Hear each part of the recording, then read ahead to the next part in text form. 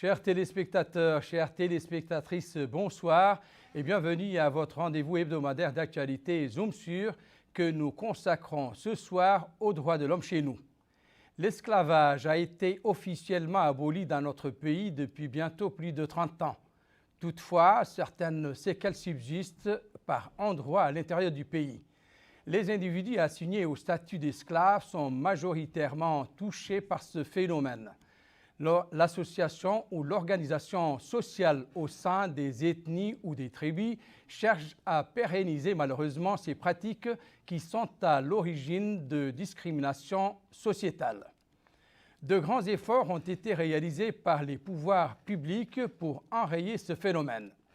Dans ce cadre, le Commissariat aux droits de l'homme, à l'action humanitaire et aux relations avec la société civile avait donné jeudi dernier à Nouadhibou le signal de lancement des activités de la caravane nationale de sensibilisation aux lois contre la traite des personnes, l'esclavage, la discrimination et la torture sous le thème « Ensemble pour préserver la dignité et les droits de l'être humain dans le cadre d'un état de droit ». Cet événement nous offre l'opportunité de parler de la situation des droits de l'homme en général et des stratégies mises en œuvre par le département pour venir à bout des séquelles de cette pratique ignoble. Pour faire la lumière sur ces questions, nous recevons ce soir sur notre plateau M. Isselmou Salihi, directeur de la communication au Commissariat aux droits de l'homme, et M. Mortar Mamadou Diallo, président de l'ONG ARGN. Avant de continuer, je vous propose de suivre ce reportage de Mohamed Khatat qui revient sur les temps forts de cette rencontre. C'est dans le cadre de la campagne nationale de sensibilisation autour des lois contre la traite des personnes, l'esclavage, la discrimination et la torture qu'intervient ce lancement à Nouadhibou de cette caravane sous le thème « Ensemble pour préserver la dignité et les droits de l'être humain dans le cadre d'un état de droit ». L'occasion pour le commissaire aux droits de l'homme, à l'action humanitaire et aux relations avec la société civile, M. Cheikh Ahmedou Ahmed Salem Ould Sidi, qui était entouré du Wali de Dakhlet Nouadhibou, M. Yahya Ould Cheikh Mohamed Val, de noter que cette campagne de sensibilisation est une étape importante dans la vulgarisation du contenu du discours du président de la République, M. Mohamed Ould Cheikh Al-Ghazouani, prononcé à Ouadane, dans lequel il avait appelé à surmonter les survivances des comportements surannés ainsi que les préjugés et stéréotypes en porte-à-faux avec la réalité, fragilisant la cohésion sociale et l'unité nationale et qui sont contraires à la logique d'un état de droit qui préserve la dignité, la liberté et l'égalité de tous les citoyens. Mobiliser et sensibiliser donc les différents secteurs et acteurs concernés pour éclairer l'opinion publique sur les conséquences néfastes de ces pratiques et promouvoir les questions relatives aux droits de l'homme pour mettre en œuvre les lois en la matière. Tel est l'objet de cette rencontre. Le président du mécanisme national de lutte contre la torture, M. Bekay Ould Abdelmalek, soulignant à cette occasion que la Mauritanie a ratifié plusieurs conventions et accords internationaux, dont la Charte africaine des droits de l'homme et des peuples, la Charte internationale sur les droits civiques et politiques, la Convention contre la torture et contre toutes les formes de traitement cruel et inhumain. Pour sa part, le secrétaire général de la Fondation des ulémas mauritaniens, M. Cheikh Ould Saleh, a souligné la compatibilité de ces lois avec la charia islamique. De son côté, le représentant du Haut Commissariat aux droits de l'homme a loué le niveau de la bonne coopération entre les autorités locales, les élus et le bureau onusien dans la wilaya de Dakhlet Nouadhibou. Il est vrai qu'il est attendu des organisations de la société civile actives dans le domaine des droits de l'homme d'intensifier la sensibilisation et les campagnes de conscientisation des populations dans la capitale économique sur les contenus des lois contre la traite des personnes, l'esclavage, la discrimination et la torture. Le président du réseau de la société civile à Dakhlet Nouadhibou, M. Yahya Ould Dada, s'est félicité de l'organisation de cette caravane par le commissariat aux droits de l'homme, à l'action humanitaire et aux relations avec la société civile, appelons tous les citoyens à interagir avec cette caravane, à appuyer ces efforts de sensibilisation pour préserver la dignité et les droits de l'être humain dans le cadre de l'état de droit. Il est à noter que le Forum régional de la société civile à Nouadhibou avait organisé en début de semaine une journée de formation pour les ONG spécialisées dans le domaine, ainsi qu'une caravane de sensibilisation sur les lois contre la traite des personnes qui a sillonné les écoles et a tenu réunion avec les autorités administratives à Boulay-Noir et à Chami sur le même sujet.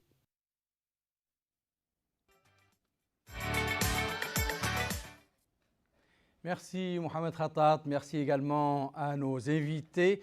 Et pour commencer, en quoi l'organisation d'une telle activité, d'une telle caravane s'impose-t-il aujourd'hui? Est-ce que c'est motivé par un recul des libertés ou plutôt un regain des violations des droits de nos citoyens?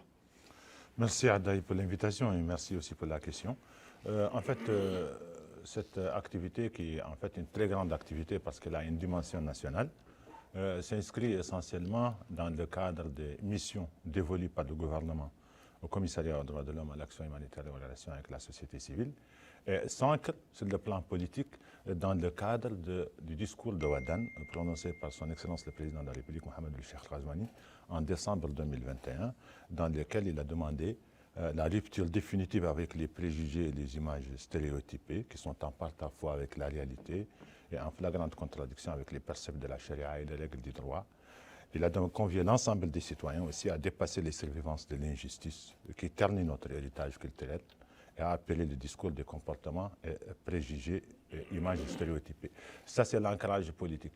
En fait, il s'agit d'une campagne nationale de très grande envergure parce qu'elle va toucher l'ensemble du territoire national. Son lancement officiel a été lancé officiellement le 13 octobre à partir du Palais des Congrès à Nouakchott. Le Palais des Congrès a connu ce jour-là une très très grande affluence. Il a refoulé du monde, vous étiez présents. Elle s'inscrit dans les missions classiques, c'est-à-dire la promotion et la protection des droits de l'homme. La promotion, c'est que le gouvernement ou le département en charge des droits de l'homme au sein du gouvernement prennent les dispositions pour que tous les citoyens sachent leurs droits, soient éduqués sur leurs droits. Et aussi en même temps, en matière de protection, c'est que le gouvernement prend les mesures qu'il faut pour que les citoyens jouissent de ces droits, pour qu'ils puissent invoquer ces droits devant les juridictions. Donc c'est une campagne qui cible la population mauritanienne d'une manière générale, qui cible les autorités administratives, judiciaires et sécuritaires en termes dans le souci d'une application stricte des lois qui sont l'objet de la campagne, et qui cible aussi les organisations de la société civile, qui sont les partenaires des départements et qui font ici partie intégrante du cadre général de promotion et de protection des droits de l'homme au niveau de chaque pays. Donc, elle a 4 thèmes. Les 4 thèmes sont évidemment la vulgarisation des dispositions des 4 lois, notamment la loi sur réprimant la traite des personnes, la loi incriminant et réprimant l'esclavage, la loi réprimant la torture et la loi incriminant la discrimination. Ce sont des lois de protection des droits de l'homme, ce sont des lois phares qui dénotent des grandes avancées réalisées par notre pays en termes de promotion et de protection des droits de l'homme. Et de toutes les façons, notre département est dans ce cadre, dans son rôle, celui dédié de promouvoir, de veiller à la stricte application des lois. Déjà, au niveau de Nouakchott, la campagne a battu son plein depuis plus de 2 semaines, parce qu'à Nouakchott, ce sont les ONG des droits de l'homme, de défense des droits de l'homme qui s'en occupent. À l'intérieur du pays, simultanément à l'intérieur du pays, ce qu'on appelle les plateformes des organisations, les plateformes régionales de la société civile battent aussi campagne de vulgarisation depuis quelques semaines. Comme vous le voyez, là, nous remercions Aide Mauritania pour cela. Nous voyons des reportages chaque jour sur ça. Donc c'est une campagne intense qui se poursuit. Ce qui s'est passé à Nouadhibou le 9 octobre, c'était le lancement officiel de la caravane de sensibilisation. Parce que cette campagne nationale, elle a plusieurs outils, dont essentiellement la caravane qui est émenée par son Excellence le commissaire aux droits de l'homme, à l'action humanitaire en relation avec la société civile. Donc, à Nouadhibou, il y a eu 3 actes. Il y a eu, premièrement, L'atelier d'échange avec les autorités administratives, c'est l'application des lois. Il y a eu une activité de sensibilisation des organisations de la société civile et il y a eu une visite de la prison civile de Nouadhibou. Vous savez certainement suivi la déclaration de son Excellence le commissaire, comme les prisonniers sont des détenus qui ont des droits, dont les droits doivent être respectés et préservés. Et auparavant, à Nouakchott, la campagne a été lancée, je le rappelle, le 13 octobre, et il y a eu aussi plusieurs activités. Il y a eu juste après un atelier de formation de quelques jours des organisations qui allaient être engagées sur le terrain, parce qu'il fallait les former davantage sur les 4 lois en question. Et puis, il y a eu justement des campagnes menées par les organisations de défense des droits de l'homme au niveau de Nouakchott aussi, que les médias ont couvert. Donc, nous sommes au début de cette campagne qui va toucher toutes les wilayas. Prochainement, ce sera peut-être l'occasion de visiter l'axe de l'Est qui comporte les Dohod et la Saba. Et certainement après, il sera question de l'axe du centre qui comporte le Brakna, le Guidimara et les régions du sud. Et puis il y a aussi l'axe du nord, les wilayas de l'Inchiri, de l'Adrar et d'Itiris sont programmés dans cette campagne. Dans cette campagne aussi, nous ne sommes pas les seuls au niveau du département, même si nous l'avons initiée. Nous la menons en partenariat avec les départements ministériels de la justice et de l'intérieur. Nous la menons avec les institutions nationales des droits de l'homme, notamment la Commission nationale des droits de l'homme et les mécanismes nationaux de prévention de la torture. Et nous la menons aussi avec nos partenaires internationaux, notamment notre partenaire stratégique, le Bureau du Haut Commissariat des Nations Unies aux droits de l'homme à Nouakchott. Monsieur Mokhtar, vous avez également votre point de vue sur l'organisation de cette caravane. Tout à fait. Dans un premier temps, au nom de la société civile et au mien, nous remercions la télévision de Mauritanie pour faire entendre la voix de la société civile. Aujourd'hui, comme a dit M. le directeur, la société civile a été impliquée dans cette campagne nationale de sensibilisation qui touche naturellement toute la Mauritanie.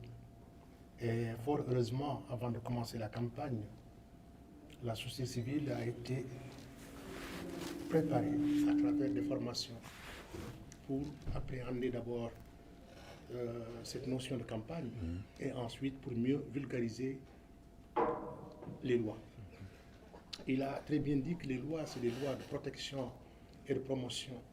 Et la société civile, à travers sa proximité avec les populations, et qui joue le relais entre la population et les autorités et l'État. Donc, qui est son rôle de sensibiliser. A su, dans un premier temps, il faudrait rappeler qu'au sein des organisations qui sont impliquées dans cette campagne, il y a d'abord les plateformes régionales et ensuite les sociétés civiles classiques, les ONG classiques. Ces différentes organisations sont déployées sur l'implication du commissariat aux droits de l'homme et à l'action humanitaire et à la relation avec la société civile que la société civile salue, parce que ça confirme la relation qui existe entre la société civile et l'État. Il est important de rappeler que la société civile a ses caractéristiques, notamment elle est apolitique, elle est à but non lucratif, et ensuite elle agit en dehors de l'espace de l'État, de sphère de l'État. Mais il est à retenir que ces actions ne sont pas antinomiques à celles de l'État, mais plutôt complémentaires. Elle vient en appui. C'est à ce titre qu'elle vient en appui à l'État. Et sa proximité avec les populations, elle a joué cette sensibilisation pour d'abord une conscientisation des populations sur les 4 lois, d'une part, et un éveil citoyen. Aujourd'hui, il est important, et d'ailleurs, à travers la prestation des organisations qui sont sur le terrain, il s'est avéré que les populations attendaient réellement que ces lois, ces 4 lois, soient expliquées aux populations pour qu'ils les appréhendent. C'est ce qui est arrivé. Et sans doute, on va développer davantage de quelle manière et comment, quel est le but et les objectifs. Justement, pourquoi ce choix de la capitale économique pour lancer votre caravane? Et puis nous le savons, l'esclavage, comme je l'ai dit un peu dans l'introduction, a été aboli depuis quand même 30 ans. Est-ce qu'il y a de réels obstacles pour aller au bout de ce phénomène? Je pense que le choix de Nouadhibou se justifie par, voilà, donc Nouadhibou c'est un peu une presqu'île, Oui. donc il ne fait pas partie d'un ensemble régional, parce que la continuité avec la DRAR pose certaines difficultés, la continuité avec l'Infiri et les TILIS. Donc, généralement, quand on raisonne en termes de parcours, en termes de circuit de transport, généralement, on jumelle les villages et oui. Nouadhibou, c'est une presqu'île. Je pense que le choix doit essentiellement être cela, et puis généralement, c'est la capitale économique, donc c'est un peu comme après la capitale politique, si on commence par la capitale économique, ça s'explique. Et aussi l'importance de Nouadhibou, parce que c'est une zone économique, c'est une zone industrielle, c'est une zone fortement habitée, c'est une zone où il y a la migration, c'est une zone qui... Donc, nous n'avons pas tout simplement axé cette campagne sur l'esclavage. Nous savons que l'esclavage il a été aboli aboli en 1981, criminalisé en 2007. Voilà, donc, et puis la loi aussi de 2015 est venue durcir les sanctions, durcir la législation. Nous savons que voilà, donc c'est pas limité à l'esclavage. Il y a la traite des personnes qui est beaucoup plus, qui englobe même l'esclavage. Et puis il y a d'autres thématiques aussi non moins importantes, la discrimination et la torture. Donc on ne s'est pas limité justement à l'esclavage. Mais pourquoi nous avons choisi ces lois? Parce que ce sont des lois dans lesquelles notre pays a réalisé des avancées sur le plan juridique, mais aussi des avancées sur le plan concret. Que ce soit dans le domaine de l'esclavage, nous avons aujourd'hui une jurisprudence, nous avons un arsenal juridique parmi les meilleurs au monde, dans un environnement où il n'y a même pas encore de loi, dans certains pays à côté où il y a prévalence de l'esclavage, il n'y a même pas de texte juridique. Donc, au niveau de la traite des personnes, nous avons en 2020 adopté une loi qui est considérée comme une très grande avancée, une avancée majeure qui a été saluée par nos partenaires. Et aussi au niveau de la discrimination et au niveau de la torture, nous avons nos avancées sur ce plan-là. Donc, ce sont des lois qui protègent la dignité humaine. C'est tout à fait normal que le gouvernement attache une très grande importance à la dignité du citoyen mauritanien et à la protection de son intégrité physique. Donc c'est tout à fait normal qu'il fasse ça. Et puis nous avons aussi nos engagements en tant que gouvernement en termes de promotion des droits de l'homme. Nous avons aussi nos engagements internationaux. Nous sommes aussi tenus de faire une vaste campagne d'information, une vaste campagne d'éducation, parce que cela fait partie de ça. Vous savez, quand les citoyens sont conscients de leurs droits, quand les citoyens savent qu'il y a un mécanisme juridique auquel ils peuvent faire appel, ça va aider. Et puis, il ne faut pas se limiter aussi aux citoyens, il faut se limiter aux ONG de défense des droits de l'homme et aux organisations de la société civile, qui sont des partenaires dans la conscientisation et dans la sensibilisation et dans l'éveil des populations. Et aussi, il faut tendre la main aux autorités qui sont en charge d'appliquer la loi, en concertation avec eux, sur les meilleurs moyens d'une application stricte et rigoureuse des lois en question. Donc, voilà ce qui explique, grosso modo, pourquoi nous choisissons Nouadhibou et pourquoi nous choisissons 4 lois et pas une seule. Voilà. Monsieur Mokhtar Mamadou, donc Isselmou, le directeur Isselmou a rappelé qu'il ne s'agit pas seulement de l'esclavage, mais il y a également la sensibilisation aux lois contre la traite des personnes, la discrimination et la torture. Pour une fois, et vous venez de le dire, de reconnaître que vous avez été associé, qu'est-ce que les ONG apportent? Qu'est-ce qu'elles peuvent faire pour accompagner ce département dans la lutte et la vulgarisation sur ces lois? Merci pour la question. Comme vous savez, ces lois jadis étaient des tabous. Aujourd'hui, il y a eu une possibilité de parler de ces lois et de les mettre en valeur. C'est-à-dire qu'il y a eu dans un premier temps une volonté politique. Cette volonté politique a permis de parler de ces lois, des traites des personnes. D'abord, dans cette sensibilisation et dans, disais-je, la volonté politique, la sensibilisation a touché et d'abord a été verticale. C'est-à-dire verticale, s'adresse aux autorités aux forces de sécurité, notamment la gendarmerie nationale, la police nationale, la garde et les corps constitués. Cela permet d'éviter ces traites de personnes qui sont un avilissement de l'être humain. Ces traites, aujourd'hui, étaient pratiquées à grande échelle. Je pense qu'avec la présence de ces lois qui sont appliquées, il y aurait un recul et une prise de conscience de l'intérêt de mettre en place ces lois. Et il faudrait ajouter, monsieur le directeur en a parlé, parce que pour mieux combattre ce fléau, il faudrait un arsenal juridique assez solide. C'est-à-dire, il a parlé aussi qu'il y a un absence de texte juridique, d'où les vides juridiques. Avec les vides juridiques, il y a les conventions internationales auxquelles la Mauritanie a ratifié. Et ces conventions internationales viennent combler tous les vides juridiques, parce qu'elles priment sur les lois nationales, pour mieux prendre en compte cette problématique de traite des personnes. Et quels sont les supports que le département utilise dans le cadre de l'animation pour sensibiliser un peu les populations? Nous en sommes en 2022, je crois, à notre troisième campagne de grande envergure.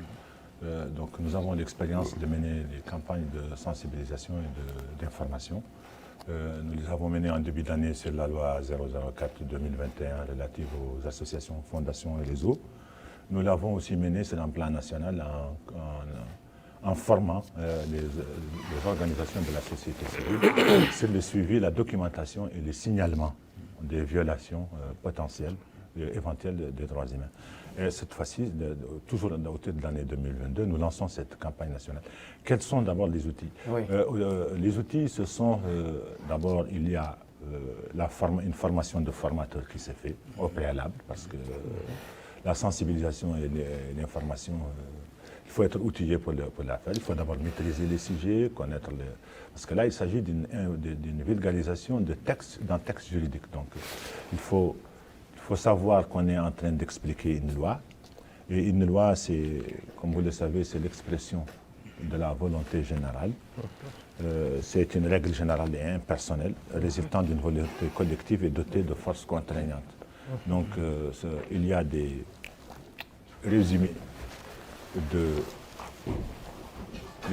des différents textes de loi, il y a des explications détaillées, il y a des présentations sur ces lois-là, de manière détaillée, mais aussi de manière simplifiée, permettant l'appropriation en public, quel que soit son niveau. Donc notre objectif, c'est que les gens comprennent le sens des lois, la portée de ces lois, les dispositions de ces lois, la définition même de ces crimes, notamment la définition de l'esclavage, comme étant l'exercice de l'un des attributs de la propriété sur un être humain, de comprendre aussi la traite des personnes, qu'est-ce qu'elle est, quelle est sa définition juridique. C'est très important que les gens sachent la traite d'une personne, c'est quoi.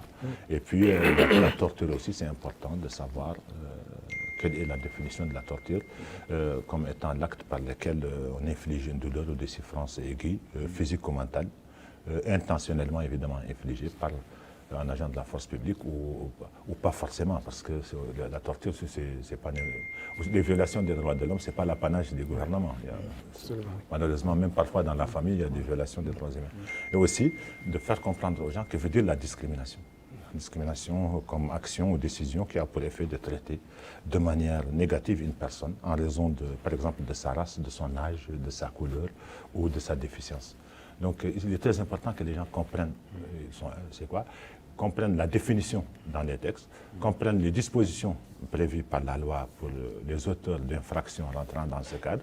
Et c'est ça l'objectif. Donc, il y a des outils, des tactiques, il y a des textes, des lois qui sont distribués, il y a des supports explicatifs, il y a des flyers, il y a des pliants qui sont distribués dans le cadre de cette campagne. Et puis, il y a des conférences, il y a des échanges, il y a des focus group. Donc, d'une manière générale, c'est comme ça, c'est la communication comme vous le savez, dans le monde de journalisme, une communication de masse, une communication destinée à un public déterminé, avec des exposés, des échanges, une interaction qui finalement a un impact, a un effet sur celui qui la reçoit. Et c'est ça l'objectif voulu, c'est qu'en fin de compte, chacun comprenne ces textes et chacun comprenne la volonté du gouvernement de mettre en œuvre ces textes, de bannir ce genre de pratiques de la vie des Mauritaniens, d'œuvrer à la cohésion sociale et à l'unité nationale, de refuser les surenchères sur les problèmes relatifs à la discrimination, relatifs à l'esclavage. Tout ça pourquoi? Parce que le gouvernement assume ses responsabilités. Il y a des juridictions devant lesquelles les cas peuvent être exposés. Et il y a une volonté politique de ne pas accepter que les auteurs de ce genre de pratiques échappent à la justice. Donc, du coup, cette campagne de communication, elle a ces objectifs-là, de mieux faire comprendre ces lois et d'œuvrer pour leur stricte application sur le terrain. Oui, comme il a assez bien dit que dans l'importance de cette sensibilisation, d'abord j'avais dit tantôt qu'elle était verticale à l'endroit des autorités, maintenant elle est horizontale. Et les horizontales, c'est vers les populations. Les populations, il a dit que le gouvernement assure ses responsabilités. Il appartient à la société civile de veiller à ce que le gouvernement veille à son rôle régalien. Son rôle régalien, c'est de faire respecter les lois et qu'aujourd'hui, il y a eu une large sensibilisation très intensive à l'endroit des populations qui ne connaissaient pas ces lois, d'une part. Et deuxièmement, ça a permis à connaître à ces populations leurs droits citoyens. D'abord, les 4 lois, ce qui était une satisfaction des populations qui recevaient cette sensibilisation. D'abord, dans l'approche de la sensibilisation par la société civile, ça s'est fait de plusieurs manières. Dans un premier temps, il a fallu, comme monsieur le directeur a dit, il y a eu des spots publicitaires, il y a eu des flyers, il y a eu des banderoles. Et ensuite, on a engagé des jeunes et des femmes dans le cadre de cette sensibilisation pour éveiller les populations et les conscientiser sur l'importance de ces lois qui les protègent. Et donc, non seulement elle les protège, et aussi elle les met en garde du danger du non-respect de ces lois. D'où le rôle important de la société civile d'aller vers ces populations pour, d'une part, comme j'ai dit qu'il fallait d'abord les sensibiliser, mais surtout de leur expliquer de ne pas être exploités par la méconnaissance de ces lois, surtout dans le jugement. On ne peut pas dire que nul n'est censé ignorer la loi. Il faut, dans un premier temps, connaître la loi pour en faire un usage efficient. D'accord. Dans le cadre de cette campagne, est-ce que vous avez parlé, monsieur le directeur, tout à l'heure de l'apport de la télévision, la contribution de la télévision, est-ce que les médias publics et privés, particulièrement privés, sont mis à profit pour sensibiliser le travail de cette caravane? Oui, vous savez, quand il y a couverture médiatique, c'est une façon de sensibiliser déjà, parce que, vous savez, nous sommes satisfaits de la couverture faite par les médias, de l'intérêt porté par les médias à cette campagne nationale. C'est un événement qui est présent dans tous les JTV, généralement, et c'est un événement qui est présent dans la presse électronique et au niveau des réseaux sociaux. Donc, nous pensons que la couverture médiatique est très bonne et nous en sommes encore au début. Ce n'est pas le moment de faire l'évaluation. Nous allons la faire. Toujours est-il que la campagne a suscité un vrai intérêt au niveau des médias et ça, on peut le vérifier. Donc, ce qui démontre que les thèmes intéressent les journalistes, les thèmes intéressent le public. C'est l'une des preuves du succès de cette campagne et nous sommes très contents de l'apport des médias parce que la couverture médiatique est une forme de sensibilisation. Est-ce que c'est votre avis un peu? Tout à fait, mais il faudrait bien rappeler que les médias ont joué un rôle, mais les médias sont venus en appoint aux actions, à la sensibilisation de la société civile. Elles sont venues souvent couvrir les actions faites par la société civile dans le cadre de la sensibilisation. Et ça a été salutaire. C'est l'occasion de saluer les médias pour avoir appuyé et renforcé la société civile à la faveur des populations. Tout ça, la finalité, ce sont les populations. Je pense que les médias et la société civile, ensemble, dans une synergie, travailler pour la conscientisation des populations, je trouve que c'est un intérêt pour le gouvernement que les populations ne restent toujours pas dans une méconnaissance totale des textes. Il y a une très grande visibilité de la campagne nationale de sensibilisation sur les lois, réprimant l'esclavage, la traite, la discrimination et la torture. C'est vérifiable, c'est quantifiable. Il y a une très grande visibilité des actes de la campagne au niveau de la presse électronique, au niveau des médias audiovisuels, au niveau des médias radiophoniques, mais aussi au niveau des supports de communication, des plateformes des organisations de la société civile elle-même. Donc, c'est une campagne nous pensons que c'est une campagne qui est très médiatisée et nous en sommes satisfaits. D'accord. À votre avis, pourquoi? Évidemment, on a convié toute la presse à la cérémonie d'ouverture et on a convié la presse à la cérémonie de lancement de la campagne et on a mis à la disposition des médias toutes les informations.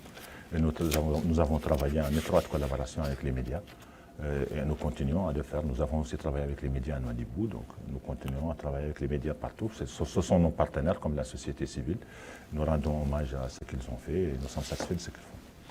Tant mieux. Et pourquoi, à votre avis, en dépit des lois, des individus persistent à s'adonner malheureusement à cette pratique? Pourquoi? Est-ce que c'est puisqu'il n'y a pas il n'y a pas de contraintes coercitives? Je ne sais pas. Qu'est-ce qui est fait aux contrevenants, par exemple? Le monde n'est pas peuplé seulement que de vertus. Oui. Il y a des gens, malheureusement, qui choisissent une voie qui n'est pas une voie correcte. Donc, toujours est-il que, aussi,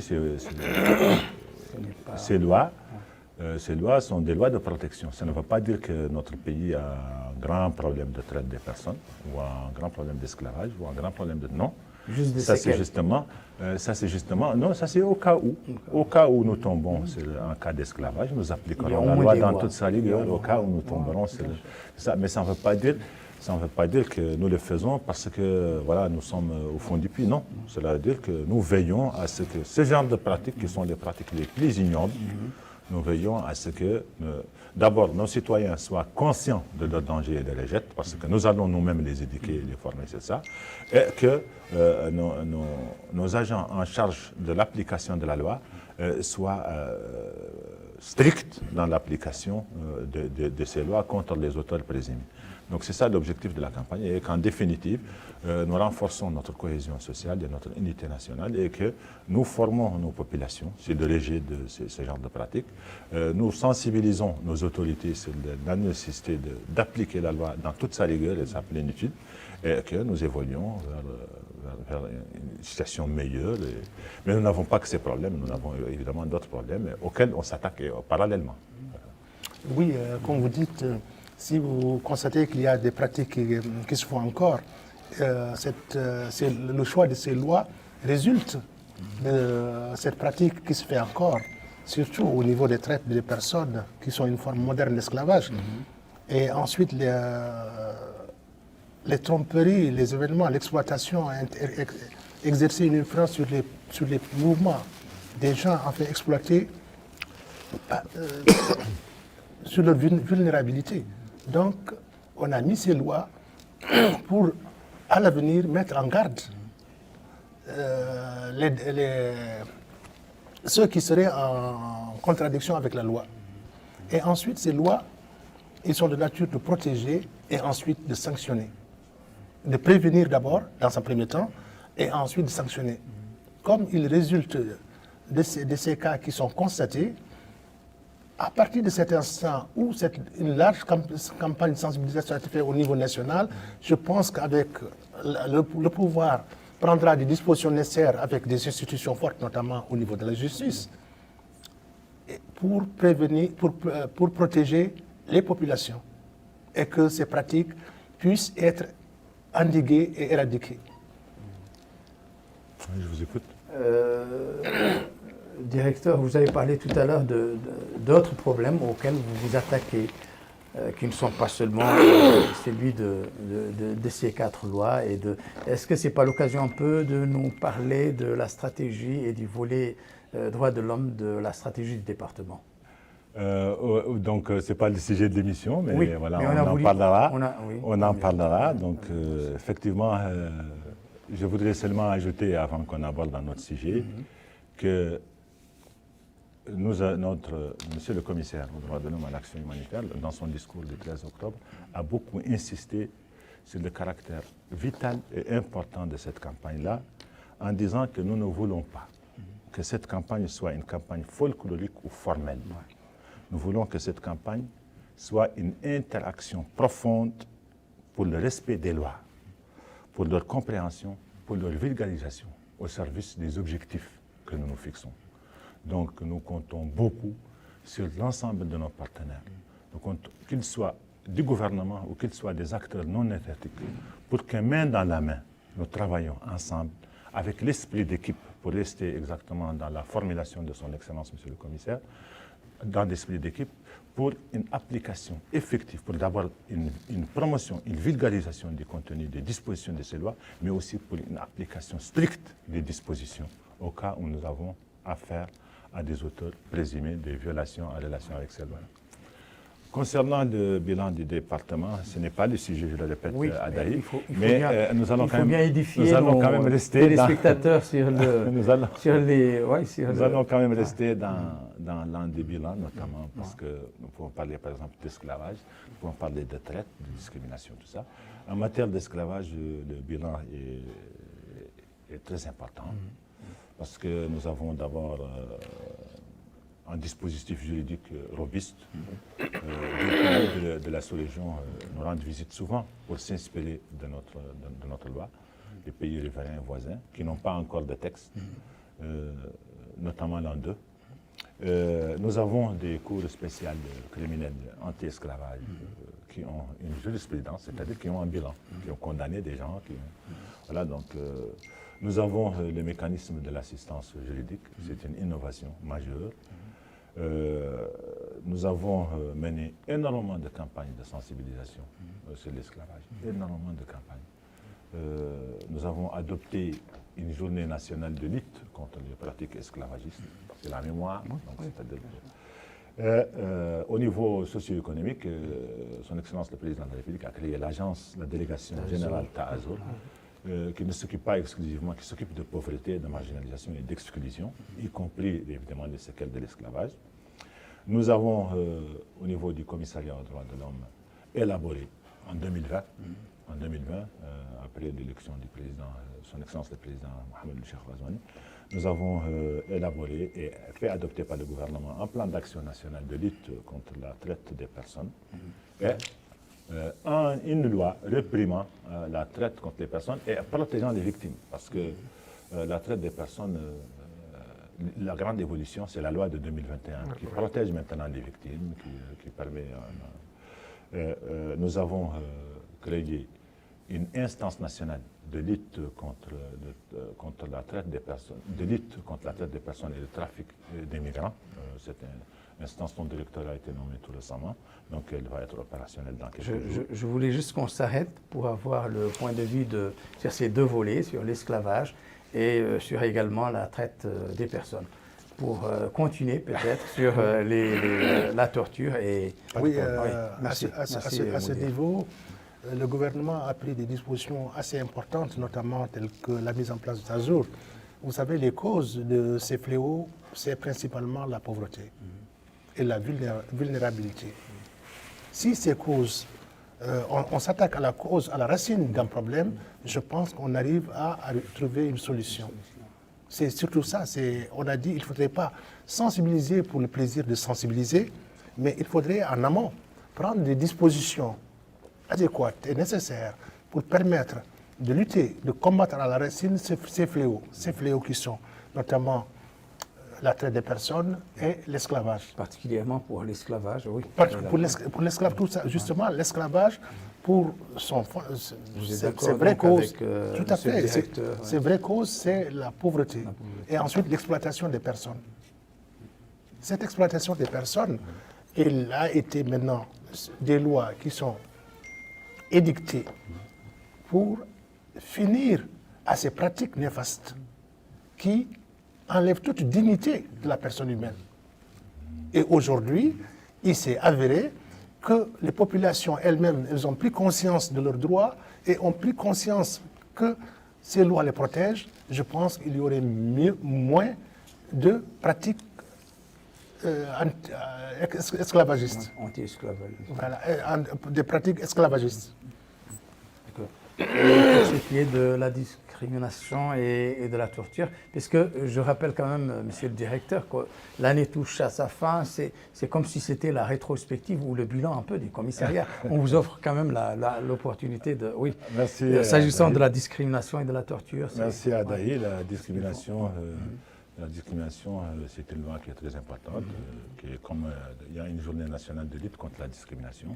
C'est qu'à travers cette loi, les pays refusent qu'il y ait une action ou une décision qui a pour effet de traiter de manière négative un quiconque pour sa couleur, pour sa race, pour son âge ou pour sa déficience. C'est déjà une proclamation qui est honorable. Vous savez, de temps en temps, il y a des citoyens qui viennent devant des tribunaux se plaindre, et là, ça devient une affaire en justice. Donc, il y a quand même eu d'arsenal juridique pour lutter contre toute forme de discrimination. Contre la torture aussi, je crois que ces actions de sensibilisation sont extrêmement importantes parce qu'elles constituent un frein. Elles constituent une épée de Damoclès qui plane sur la tête de celui qui osera s'adonner à la pratique de la torture ou même au mauvais traitement dégradant, criminel et inhumain. Donc, sur ce plan aussi, le bilan est important parce que, voilà, donc, de temps en temps, devant les juridictions, des cas sont soulevés. Vous ne m'avez pas laissé compléter le bilan de la lutte anti-esclavage parce que la lutte anti-esclavage, d'ailleurs, je vous informe aussi qu'au niveau de la traite, il y a des dossiers qui sont pendants devant la justice. Donc, nous avons une loi, mais aussi nous mettons en œuvre cette loi-là. Donc, pour compléter le bilan au niveau de l'esclavage, l'année dernière, en 2021, il y a une circulaire qui est très importante, qui était une circulaire conjointe signée par le ministère de l'Intérieur, le ministère de la Défense et le ministère de la Justice, qui demandait aux officiers de police, aux agents De force de sécurité.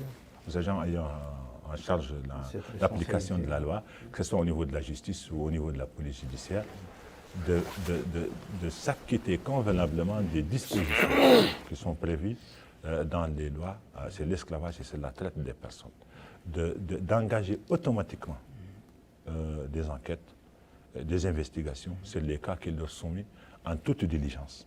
Et la fin de l'année, je crois que c'était la fin de l'année 2021, il y a une Nouakchott a abrité un événement majeur, c'était le forum régional des organisations d'anti-esclavage de la région du G5 Sahel. Vous savez, c'était un événement qui est très important.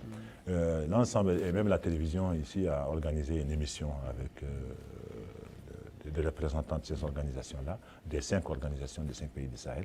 Et ces organisations avaient rendu hommage à l'action du gouvernement en matière de lutte contre l'esclavage, à la fois sur le plan pénal, mais aussi avec la réponse socio-économique aussi. Et aujourd'hui, il y a quand même, sont peut-être à la fin de l'émission, il est très important aussi de dire que malgré les efforts consentis, malgré les réalisations, il y a toujours des défis. Parce que voilà, il faut toujours un peu d'humilité quand on parle. Il y a des grands défis qui restent, notamment l'augmentation de la conscience, de la prise de conscience, l'augmentation de la connaissance des législations elles-mêmes, le développement des capacités des organisations de la société civile en termes de suivi, de documentation et de signalement. Est-ce que ces ONG sont suffisamment sensibilisées? Il y en a. Écoutez. Est-ce que toutes sont à la hauteur? C'est une très bonne question. Oui, il y a des ONG qui sont associées de défense des droits de l'homme, qui sont des ONG phares, qui ont une très grande expertise, qui ont une très grande expérience, qui ont une renommée internationale. Ils sont impliqués dans cette campagne-là. Parce que pour Nouakchott, ils sont impliqués dans cette campagne-là. Et il y a des ONG qui font leur apprentissage. Il faut quand même leur donner du temps et surtout, il faut leur donner la chance d'apprendre. Il y a aussi le grand défi de relever les capacités et les compétences des différents acteurs. Non, les acteurs de la société civile, les acteurs au niveau du gouvernement. Et c'est pour cela que nous avons lancé cette campagne-là. C'est pour augmenter les capacités, renforcer les capacités, améliorer la vision, améliorer l'efficacité. C'est pour cela qu'on a lancé cette campagne, pour augmenter les connaissances des lois, mais aussi pour augmenter les capacités en matière de mise en œuvre de ces lois. Je vous remercie. Donc, oui, M. Mokhtar. Merci. On parlait un peu de la discrimination. De la discrimination et de la torture également. La discrimination bafoue d'abord le droit de la personne en raison de sa conviction et en raison de sa conviction religieuse ou morale. C'est également en raison de son origine. Nous disons que la discrimination est fondée sur l'inégalité des chances. Donc il faudrait aujourd'hui que la société civile puisse faire un plaidoyer et inviter, interpeller l'État à ce que ces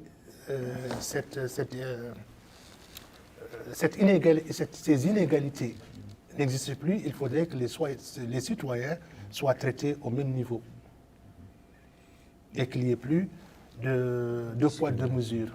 Il n'y ait plus de deux poids, deux mesures, d'une part.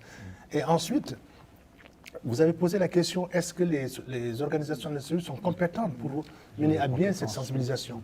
Tout à fait. Aujourd'hui, c'est les organisations du droit de l'homme qui sont aguerries, averties, avec des expériences très fortes.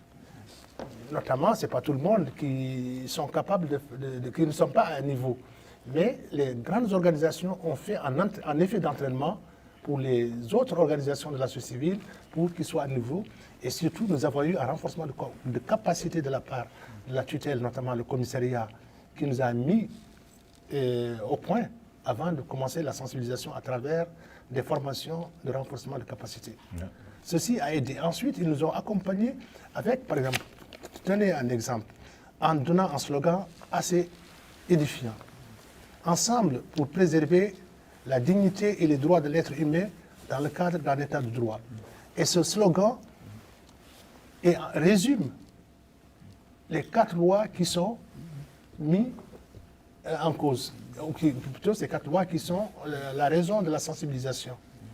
Et d'une part, et deuxièmement, la société civile, à travers cette sensibilisation, a acquis d'autres compétences qu'elle n'avait pas. Lesquelles? Les compétences, c'est d'abord, certaines organisations ne connaissaient pas les lois. Donc elles sont sensibilisées.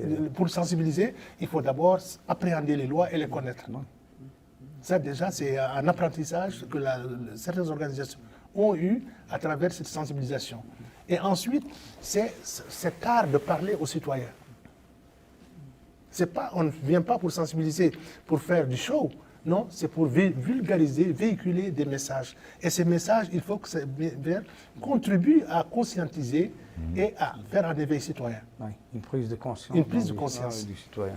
Est-ce qu'on n'a pas parlé de la durée de cette caravane, monsieur le directeur? Cette campagne, elle va toucher l'ensemble du territoire national. Elle a déjà touché les 3 wilayas de Nouakchott.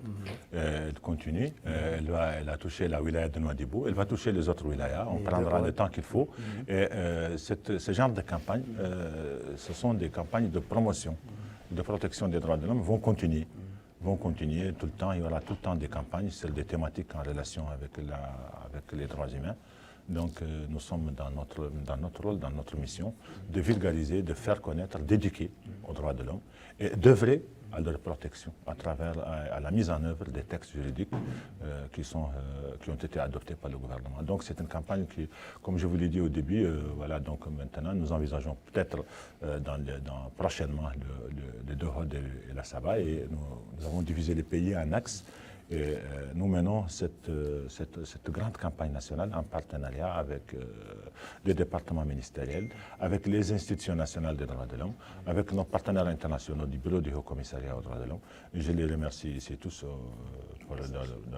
Et avec évidemment nos partenaires de la société civile, qui sont des organisations de la société civile, qui font partie du cadre général de promotion et de protection des droits de l'homme, parce que la promotion et la protection des droits de l'homme n'est pas seulement l'affaire du gouvernement, c'est l'affaire de tout le monde, c'est l'affaire de la société civile, c'est l'affaire d'autres des institutions indépendantes, c'est l'affaire de la communauté internationale, c'est l'affaire de tout le monde. Justement, c'est dans cet intérêt de complémentarité entre le gouvernement et les organisations de la société civile que cette campagne a été initiée. C'est pour aussi faire comprendre que le gouvernement à lui seul il ne peut pas être partout. Il faudrait un complément des actions de la société civile pour jouer leur partition. C'est dans cet ensemble maintenant, à travers cet ensemble, à travers cette complémentarité, qu'on arrive à des résultats escomptés. Et ces résultats escomptés, le pouvoir, les pouvoirs publics, notamment le gouvernement, a une volonté d'éradiquer un système qui existe. Et maintenant, il faut certaines lois qui étaient peut-être obsolètes ou qui n'étaient plus dynamiques, on les a réactualisées pour une nouvelle prise de conscience et pour davantage donner aux populations la possibilité de se les approprier et comprendre leurs droits pour mieux se défendre contre les éventuelles attaques. D'accord. M. Selmou d'ailleurs l'a dit, l'émission tire à sa fin, mais nous avons pour habitude de donner un dernier mot à l'attention de nos invités. Moi, je réitère ce que Son Excellence, M. le Commissaire, a dit dans son discours de lancement de la campagne, c'est que cette campagne est une campagne sérieuse, est une campagne qui cible des objectifs précis, qui s'attend à des résultats aussi précis. C'est le renforcement de la cohésion nationale, l'unité nationale, c'est la lutte contre la désinformation et la surenchère, mais c'est aussi d'abord éduquer les populations sur leurs droits, vulgariser les dispositifs,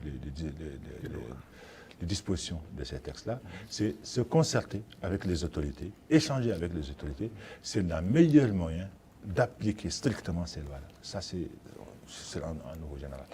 Maintenant, nous mettons tout en place pour que cette campagne soit une campagne qui ne soit pas folklorique ou formelle, qui soit une campagne qui permette l'appropriation par les populations cibles, notamment les populations, la société civile, du contenu de ces lois.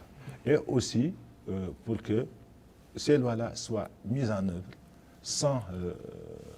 sans blocage, sans immunité pour quiconque, mais dans le strict respect de l'esprit de la loi. Donc, et nous comptons sur tout le monde. Nous comptons sur nos partenaires qu'ils soient au niveau du gouvernement. Nous comptons sur la société civile dans un esprit d'équipe, parce que c'est une œuvre grandiose, une œuvre nationale grandiose pour la réussite de cette campagne-là.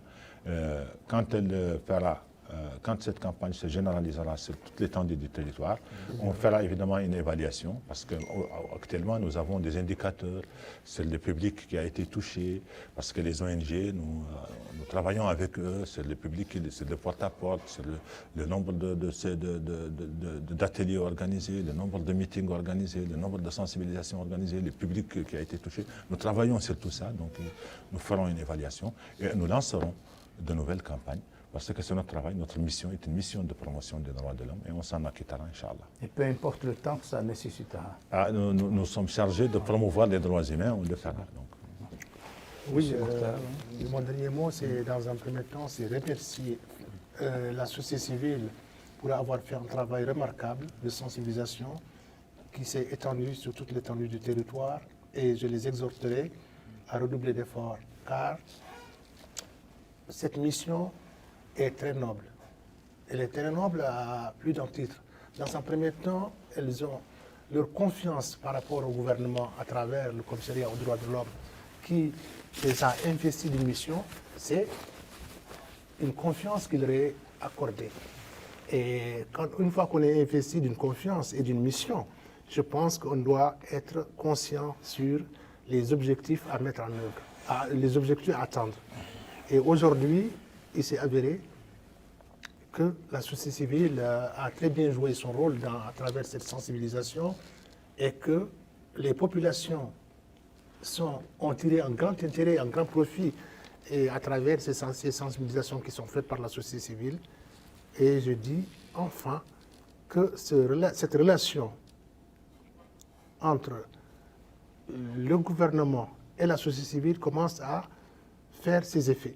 Et on souhaite que ces relations continuent, qu'on donne à la société civile le rôle qui est le sien, notamment le partenariat entre le gouvernement et la société civile, et que la société civile aussi soit impliquée dans d'autres processus qui ne sont pas seulement celui de cette sensibilisation. Il est important aujourd'hui, notamment, il y a des perspectives qui sont en cours, et que ces perspectives, que la société civile soit impliquée. Parce que la société aujourd'hui est une société professionnelle et consciente du rôle qu'elle doit jouer. C'est donc la fin de ce numéro de Zoom sur. Merci à nos téléspectateurs. Merci également à nos invités qui ont eu le plaisir de venir se prêter à nos questions. Il s'agit de M. Isselmou Salihi, directeur de la communication au commissariat aux droits de l'homme, et M. Mortar Mamadou Diallo, président de l'ONG ARGN. Merci également à l'équipe de la télévision qui a permis la réalisation de ce numéro de Zoom sur, et à très bientôt. Au revoir. Merci pour toi.